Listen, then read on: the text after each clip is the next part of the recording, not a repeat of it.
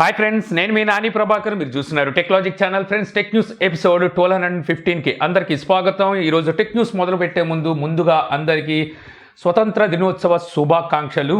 So ఇంకా మనం 3 రోజుల నుంచి అయితే ఎటువంటి వీడియోస్ చేయలేదు. శుక్రవారం, శనివారం, ఆదివారం 3 రోజులు ఏ వీడియోస్ అయితే చేయలేదన్నమాట. దానికి రీజన్ ఏంటంటే నేను శుక్రవారం మార్నింగ్ సికింద్రాబాద్ అయితే వెళ్ళాను. అక్కడ ఏఎండితో కొలాబరేట్ అయ్యి నేను ఒక వీడియోని అయితే చేయడం జరిగింది. అందువల్ల నేను అక్కడికి వెళ్ళాను. మళ్ళీ రిటర్న్ వచ్చేసరికి సాటర్డే నైట్ అయితే అయిపోయింది. ఈ లోపు నాకు అక్కడికి వెళ్ళిన తర్వాత గొంతు అయితే పోయిందనమాట. సో అక్కడ మరి వెదర్ వల్ల లేకపోతే అక్కడ వాటర్ వల్ల ఏమో కానీ మొత్తానికి గొంతు పోయింది. వచ్చిన తర్వాత నాకు నిన్నంతా కూడా గొంతు కొంచెం మంటగానే ఉంది. ఇప్పటికి కూడా నాకు కొద్దిగా అలాగే అయితే ఉంది. అయినప్పటికీ మనం వీడియో చేసి 3 రోజులు అయిపోయింది. సో ఇంకా చేయకపోతే ఏమైపోయాడు, ఉన్నాడా పోయాడు అనుకుంటారని చెప్పేసి ఇక వీడియో అయితే చేయడం మొదలు పెట్టేశాను. సో ఇంకా ఈరోజు టెక్ న్యూస్లోకి అయితే వెళ్ళిపోదాం. సో మొదటి నుంచి చూస్తే మనకి వాలా నుంచి ఈరోజు వాలా S1 ఎలక్ట్రిక్ స్కూటర్ని అయితే లాంచ్ చేసింది. ఏంటి మళ్ళీ కొత్తగా లాంచ్ చేయడం అనుకోవచ్చు. లాస్ట్ ఇయర్ వీళ్ళు లాంచ్ చేసిన అదే స్కూటర్లో కొన్ని మార్పులు చేసి అటు ఇటుగా మార్పులు చేసి తీసుకొచ్చారనమాట. 101 కిలోమీటర్ రేంజ్ అయితే ఇస్తుంది అంటున్నారు. సో యాక్చువల్గా దీనికి వచ్చేసరికి ఓలా S1 2022 అని పేరు పెట్టొచ్చేమో. మొత్తానికి S1 స్కూటర్ని మళ్ళీ లాంచ్ చేశారు. ఇది కాకుండా మనం ఎప్పటి నుంచో ఓలా ఒక ఎలక్ట్రిక్ కార్ను కూడా తీసుకురాబోతుందని చెప్పేసి అనుకుంటున్నాం కదా. దీనికి సంబంధించిన కొన్ని డీటెయిల్స్ని కూడా వీళ్ళు ఇక్కడైతే రివీల్ చేశారనమాట. దీని ప్రకారం చూస్తే ఈ కారు 2024 నాటికి వీళ్ళు లాంచ్ అయితే చేయబోతున్నారంట. ఈ కారు స్పోర్ట్స్ మోడల్ డిజైన్లో అయితే రాబోతుంది. రేంజ్ కూడా సింగిల్ టైం ఛార్జ్ చేస్తే 500 కిలోమీటర్స్ వరకు రేంజ్ అయితే ఉంటుంది. విత్ ఇన్ 4 సెకండ్స్లో 100 కిలోమీటర్స్ వరకు స్పీడ్ అయితే RPM అందుకుంటుందని చెప్పి వీళ్ళైతే చెప్తున్నారు. అలాగే ఈ కారుకి మనకి రూఫ్ ఉంటుంది కదా, ఇదంతా కంప్లీట్ గ్లాస్తో వస్తుందని చెప్పేసి అంటున్నారు. సో ఈ విధంగా ఈ కారుకి సంబంధించిన కొన్ని డీటెయిల్స్ అయితే ప్రస్తుతానికి వీళ్ళు రివీల్ చేశారు. ఇంకా కారు డిజైన్ ఎలా ఉంటుంది, మిగిలిన డీటెయిల్స్ అయితే ఏమీ లేవు. ఎంత బ్యాటరీతో వస్తుంది ఇవన్నీ కలిపి. సో ఇవి మనకి 2024 వీళ్ళు లాంచ్ చేస్తారు కదా, ఇది బిఫోరే తెలుస్తుంది అనుకోండి. ఇక నెక్స్ట్ నుంచి చూస్తే మనకి శాంసంగ్ నుంచి శాంసంగ్ గెలాక్సీ బడ్స్ ప్రో వీటి ప్రీ బుకింగ్ ఆర్డర్లు అనేది రేపైతే స్టార్ట్ కాబోతున్నాయి. దీంతో పాటు మనకి గెలాక్సీ వాచ్ 5 ప్రో ఉన్నాయిగా, ఇవి కూడా ప్రీ బుకింగ్ ఆర్డర్లు అయితే రేపు స్టార్ట్ కాబోతున్నాయి.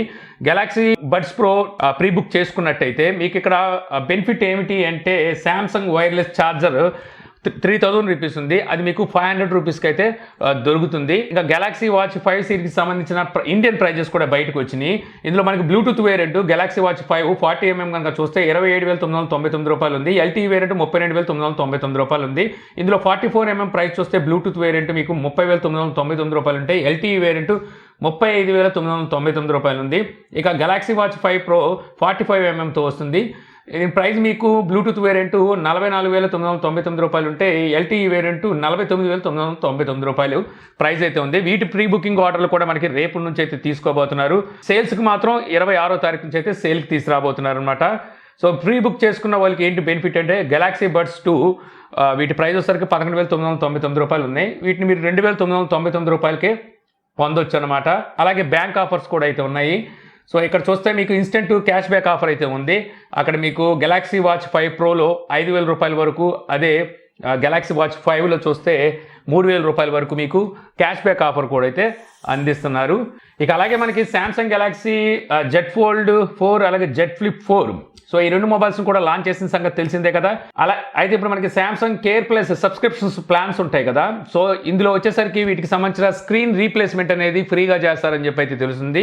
ఈ సబ్స్క్రిప్షన్ ప్లాన్ వచ్చేసరికి 2,300. మరి ఇది మన ఇండియాలో ఉందో లేదో తెలియదు కానీ యూఎస్లో సరికి సబ్స్క్రిప్షన్ ప్లాన్ అయితే ఉంటుంది అనమాట. యాక్సిడెంట్ డ్యామేజ్ ప్రొటెక్షన్ ప్లాన్ అనమాట ఇది. సో యాక్సిడెంటల్గా మనకి డ్యామేజ్ అయింది అనుకోండి, అన్ని నేలలో పడిపోయినా సరే మనకి ఇక్కడ ఫ్రీ ఆఫ్ కాస్ట్లో వీళ్ళు సర్వీస్ చేసి పెడతారు. డిస్ప్లేకి ఏమైనా అయిందనుకోండి ఫ్రీ ఆఫ్ కాస్ట్లో సర్వీస్ చేసి పెడతారు. అలాగే బ్యాక్ కవర్ ఏమైనా డ్యామేజ్ అయినా సరే మీకు రీప్లేస్ చేసి పెడతారన్నమాట. బ్యాక్ కవర్ వచ్చేసరికి 1 ఇయర్ వరకు. సో 1 ఇయర్ తర్వాత మళ్ళీ డబ్బులు పెట్టి కొనుక్కోవాల్సిందే.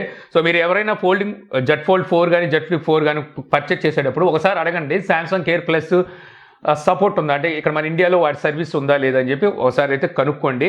ఒకవేళ ఉంటే 3,000 రూపాయలు ఏమో ఉంటుంది మన ఇండియాలో. సో పే చేసి అది తీసుకోవడం బెస్ట్. ఇక నెక్స్ట్ నుంచి వస్తే మనకి రియల్మీ నుంచి రియల్మీ 9i ఈ మొబైల్ మనకి ఈ నెల 18వ తారీఖున అయితే రియల్మీ లాంచ్ చేయబోతుంది. Already Realme 9i mobile launch చేసింది మన ఇండియాలో. కాకపోతే ఇది 4G వేరియంట్ LTE వేరియంట్. ఈసారి తీసుకురాబోయేది 5G వేరియంట్. ఇందులో మీడియాటెక్ డెమెన్సిటీ 8100 ఈ ప్రాసెసర్ అయితే ఉండబోతుంది. ఇప్పుడు ఈ మొబైల్ సంబంధించిన లైవ్ ఇమేజెస్ అయితే బయటకు వచ్చినాయి. యాక్చువల్గా ఈ మొబైల్ నా దగ్గర ఉంది, ఆల్రెడీ నేను టెస్ట్ కూడా చేస్తున్నాను. ఈ మొబైల్ సంబంధించిన అన్బాక్సింగ్ వీడియో మనకి ఆగస్టు 18వ తారీఖున మన ఛానల్లో అయితే ఉంటుంది. ఈ మొబైల్ ప్రైస్ మనకి బిలో 15,000లో తీసుకొచ్చే అవకాశం అయితే ఉందన్నమాట. ఇక నెక్స్ట్ నుంచి వస్తే ఐక్యూ నుంచి ఐక్యూ G6 సిరీస్ ఆల్రెడీ మన ఇండియాలో లాంచ్ చేసింది. మనకి ఇండియాలో ఐక్యూ G6 LTE వేరియంట్ తీసుకొచ్చింది. ఇది 44 వాట్ ఫాస్ట్ ఛార్జింగ్ సపోర్ట్తో, ఇంకోటి వచ్చేసరికి G6 Pro 66 watt fast charging సపోర్ట్తో ఏమో తీసుకొచ్చింది. ఇందులోనే మనకి 5G వేరియంట్ నుంచి వస్తే వీళ్ళు 18 వాట్ ఫాస్ట్ ఛార్జింగ్ సపోర్ట్తో అయితే తీసుకొచ్చారు. సో ఇక్కడతో సరిపోయినట్లుగా లేదు, మళ్ళీ వీళ్ళు G6 5G వేరియంట్ మరొకటి అయితే తీసుకురాబోతున్నారు.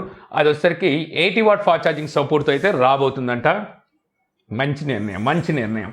ఇక నెక్స్ట్ నుంచి వస్తే మనకి BGMI battle grounds mobile India మన ఇండియాలో బ్యాన్ అయింది. కారణం ఏంటో ఇప్పుడు వరకు తెలియదు. సో ఎప్పుడు వస్తుందో కూడా అయితే తెలియదు. అయితే ఇప్పుడు క్రాఫ్టాన్ CEO అయితే ఇది కన్ఫర్మ్ చేశాడు అనమాట. దీని ప్రకారం కనుక చూస్తే మళ్ళీ BGM మన ఇండియాలోకి తిరిగి వచ్చే అవకాశం ఉన్నట్టుగా తెలుస్తుంది. యాక్చువల్గా ఈ BGM మన ఇండియాలోని బ్యాన్ చేయడానికి కారణం ఏంటంటే సెక్షన్ 69A IT యాక్ట్ ప్రకారం కనుక చూస్తే ఈ గేమ్ని మన ఇండియాలో అయితే బ్యాన్ చేశారంట.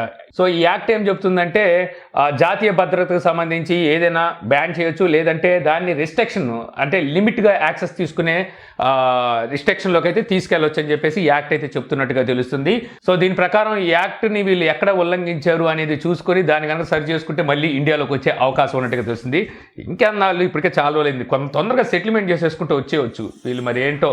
ఇక నెక్స్ట్ న్యూస్ చూస్తే మనకి యాపిల్ నుంచి Apple iPhone 14 Pro series mobiles ఏవైతే ఉంటాయి ఇందులో సరికి మనకి 128GB వేరియంట్ అయితే ఉండదు అని చెప్పేసి గతంలో మనకి లీక్స్ అయితే వచ్చినాయి. ఇవి రావడం మనకి స్టార్టింగ్ 256GBతో అయితే వస్తాయని చెప్పి అనుకున్నాం. కాకపోతే ప్రో కాకుండా మనకి 14 అండ్ 14 Maxలో 128GB వేరియంట్ అయితే చూడడానికి ఉంటుందని చెప్పి సో ఇంతకుముందు న్యూస్ అయితే ఉంది. బట్ వచ్చేసరికి ఇప్పుడు వస్తున్న కొత్త న్యూస్ ప్రకారం కనుక చూస్తే మనకి ప్రో వేరియంట్లో కూడా 128GB వేరియంట్ని అయితే వీళ్ళు తీసుకురావాలని చెప్పి చూస్తున్నట్టుగా తెలుస్తుంది అనమాట. మేబీ నేను అనుకోవడం కొన్ని కంట్రీస్లో వీళ్ళు తెచ్చే అవకాశం ఉంది, అందులో మన ఇండియా కూడా అయితే ఉంటుందన్నమాట. ఎందుకంటే వీళ్ళు డైరెక్ట్గా 256GB తీసుకొచ్చారంటే ప్రైస్ ఇంకా అమాంతం ఎక్కడికో వెళ్ళిపోతుంది. సో జనాలకి ఆ నొప్పి తెలియకుండా ఉండాలంటే 128GB కూడా తీసుకొస్తే తొడపాసం పెట్టి నోట్లో పంచదార పోసినట్టుగా ఉంటుందని చెప్పేసి వీళ్ళు ఈ నిర్ణయం తీసుకున్నట్టున్నారు. ఇక నెక్స్ట్ నుంచి వస్తే మనకి OnePlus నుంచి OnePlus కో ఫౌండర్ పెట్లు తనైతే ఒక హింట్ ఇచ్చాడు అనమాట. ట్విట్టర్లో ఒక పోస్ట్ అయితే చేశాడు. ఈ పోస్ట్లో మనకి ఫోల్డింగ్ మొబైల్ సంబంధించిన మెకానిజం ఉంటుంది చూసారా, హించ్. సో దీన్ని అయితే ఇతను టీచ్ చేస్తున్నాడు అనమాట. దీని ప్రకారం చూస్తే త్వరలో మనకి OnePlus ఫోల్డింగ్ మొబైల్ని అయితే తీసుకురాబోతున్నట్టుగా సో కన్ఫర్మ్ అయితే అయిపోయింది. సో ఎప్పుడు తీసుకొస్తుంది, ఎంతలో తీసుకొస్తుందో చూడాలి. మేబీ నేను అనుకోవడం ఒప్పో తీసుకొచ్చిన ఒప్పో ఫైండ్ ఎన్నో ఏదో ఉంది కదా ఫోల్డింగ్ మొబైల్, సో దాన్నే ఏమైనా అటుగా ఇటుగా తిప్పేసి తీసుకొస్తారు వీళ్ళు. ఎందుకంటే ఈ మధ్య వీళ్ళు ఒప్పోతో మెర్జ్ అయిపోయిన తర్వాత చేసే పనులన్నీ ఇలాగే ఉంటున్నాయి. ఇక నెక్స్ట్ చూస్తే మనకి యాపిల్ నుంచి యాపిల్ కక్కుర్తికి అంతం ఉండదని మనం ఎప్పుడు మాట్లాడుకుంటూనే ఉంటాం కదా. యాక్చువల్గా మనకి ఆండ్రాయిడ్ మొబైల్స్ అది కూడా మనకి బడ్జెట్ మొబైల్స్, బిలో బడ్జెట్ మొబైల్స్లో మనం యాడ్స్ని అయితే చూస్తూ ఉంటాము. సో వాటికే మనకి చికాకు వస్తూ ఉంటుందన్నమాట. ఏది 10,000 రూపాయలు పెట్టుకున్న మొబైల్కే మనకి యాడ్స్ ఉంటే చాలా చికాకు వస్తుంది. అలాంటిది 1,50,000 దాటి కొనే మొబైల్స్లో యాడ్స్ ఉంటే ఏమైంది. సో ఇప్పుడు యాపిల్ వచ్చేసరికి వాళ్ళ డివైసెస్లో ఫస్ట్ పార్టీ అప్లికేషన్స్ ఏవైతే ఉంటాయో వీటిలో యాడ్స్ అనేవి ఇంకా పెంచాలని చెప్పేసి అయితే భావిస్తున్నట్టుగా తెలుస్తుందన్నమాట. మామూలుగా చూస్తే మనకి మ్యాప్స్లోను, యాప్ స్టోర్లోను, అలాగే యాపిల్ టీవీ ప్లస్లోను వీటిలో ఆల్రెడీ మనకి యాడ్స్ అయితే ఉన్నాయి. వాటిని ఇంకా మరింత అయితే పెంచబోతుందట. మనకి మ్యూజిక్ ప్లే స్టేషన్లో అంటే వీళ్ళు తీసుకొచ్చే ఏవైతే బిల్ట్ ఇన్ అప్లికేషన్స్ వస్తాయి చూసారా, వాటిలో వచ్చేసరికి ఇంకా యాడ్స్ని అయితే ఇంకా పెంచబోతుంది. ఏం చెప్తాం, వీళ్ళది అలా కాలుతుందన్నమాట, పెట్రోల్ అయి కాలుతుంది. సో ఎన్నైనా చేస్తారు వీళ్ళు, 1,00,000 కాదు 2 లక్షలు 3 లక్షలు పెట్టి యాడ్స్ ప్లే చేసినా సో జనాలు కొంటారు. అది వాళ్ళకి తెలుసు, ఆ నమ్మకం ఉంది వాళ్ళకి. అడగరు కూడా, తిరిగి క్వశ్చన్ కూడా చేయరు. ఏంటి మేము ఎంత పెట్టి కొంటే మీరు యాడ్స్ ప్లే చేస్తున్నారని చెప్పి కూడా జనాలు క్వశ్చన్ చేయరు వాళ్ళని. అదే ఆండ్రాయిడ్ అయితే వెంటనే క్వశ్చన్ చేస్తారు. ఇక నెక్స్ట్ చూస్తే మనకి యూట్యూబ్ నుంచి యూట్యూబ్ కొత్తగా మరో ప్లాన్ అయితే వేస్తుందన్నమాట. వీళ్ళొసరికి ఆన్లైన్ స్టోర్ని అయితే తీసుకురాబోతున్నారు అనమాట, స్ట్రీమింగ్ సంబంధించిన ఆన్లైన్ స్టోర్ని.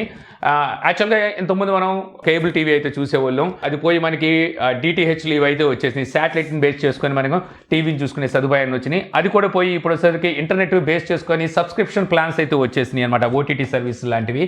సో ఇప్పుడు డిమాండ్ దానికి ఉంది కాబట్టి యూట్యూబ్ కూడా ఇటువంటి స్టోర్ని అయితే ప్లాన్ చేయబోతున్నట్టుగా తెలుస్తుంది అనమాట. అంటే వీళ్ళు ఒక స్ట్రీమింగ్ మరి ప్లాట్ఫామ్ తీసుకొస్తున్నారా, లేకపోతే వీళ్ళు ఎవరైతే క్రియేటర్స్ ఉంటారో వీళ్ళని బేస్ చేసుకుని OTT ప్లాట్ఫామ్స్ లాంటివి చిన్న ఫోన్ చేస్తారో ఏంటో అనేది అదే పూర్తిగా దీని మీద డీటెయిల్స్ అయితే లేదు. కాబట్టి ప్రస్తుతానికైతే యూట్యూబ్ ఈ ప్లాన్లో ఉన్నట్టుగా తెలుస్తుంది అనమాట. ఆల్ఫాబెట్, యూట్యూబ్ అంటే ఆల్ఫాబెట్ అనమాట. యూట్యూబ్ని బేస్ చేసుకొని తీసుకురావాలని ప్లాన్లో అయితే ఉంది.